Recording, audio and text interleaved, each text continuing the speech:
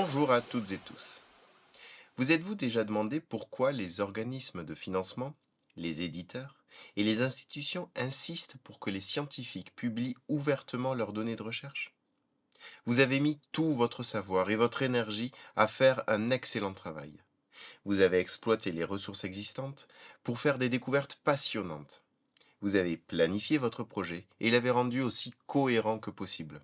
Et vous vous êtes occupé de l'organisation de l'ensemble de vos données.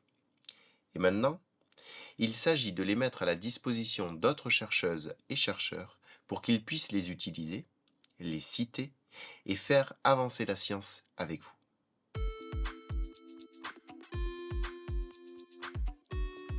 Lorsque vos données ou votre code sont publiés selon les principes FAIR, facilement localisables, accessibles, interopérables, réutilisables, il est plus facile pour les autres chercheuses et chercheurs de trouver, d'utiliser et de citer vos travaux.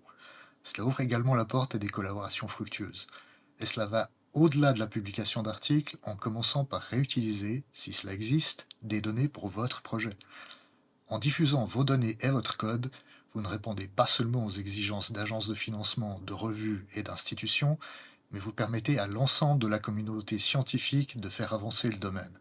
Cela confère une réelle valeur ajoutée à votre travail. Comment référencer votre article, vos données, votre code et peut-être aussi vos protocoles? Le DOI est la réponse. Le Digital Object Identifier est le plus connu des identifiants permanents, une adresse unique pour votre travail en ligne. Il permet aux autres chercheuses et chercheurs de vous citer correctement dans leurs travaux. Il garantit un accès direct et sécurisé à vos résultats, quel que soit le temps écoulé. Avoir un DOI est donc un excellent moyen de s'assurer que vos données soient correctement attribuées et référencées. Il facilite également la citation lors de la publication d'articles, par exemple avec les déclarations de disponibilité des données ou du code.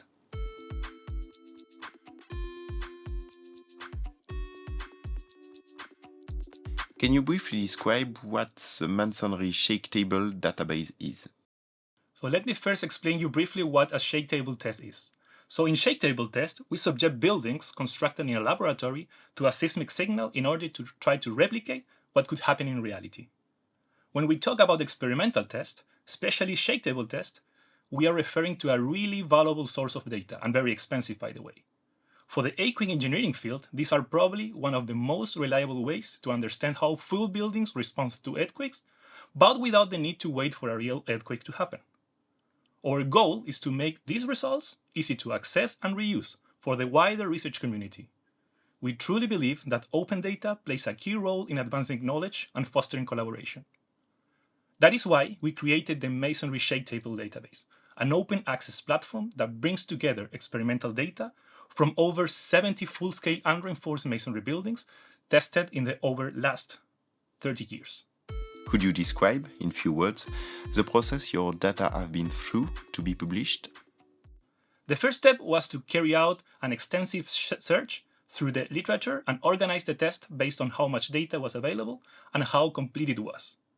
Since the way experiments are documented can vary a lot from one campaign to the other, the next step was to define a clear set of metadata, basically the key pieces of information needed to make the data useful across different studies.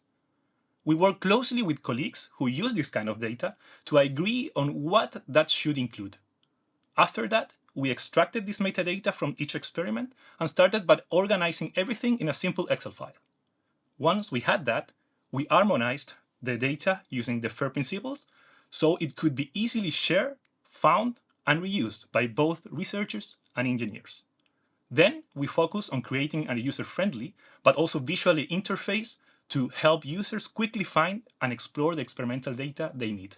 We paid particular attention to ensuring the data was well organized, consistent, and documented in a way that makes it easy to understand and reuse, following the FAIR principles so that others can find, access, and work with the data effectively.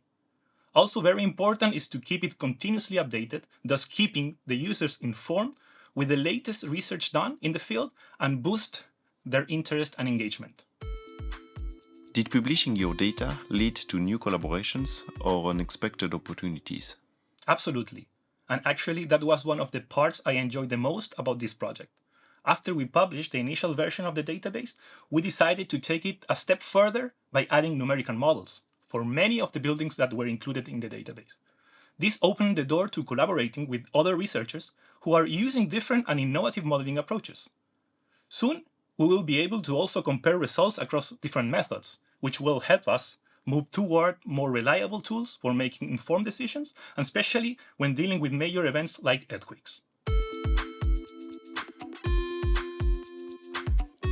Alors pourquoi garder vos résultats dans un coin quand vous pouvez permettre de faire avancer la recherche?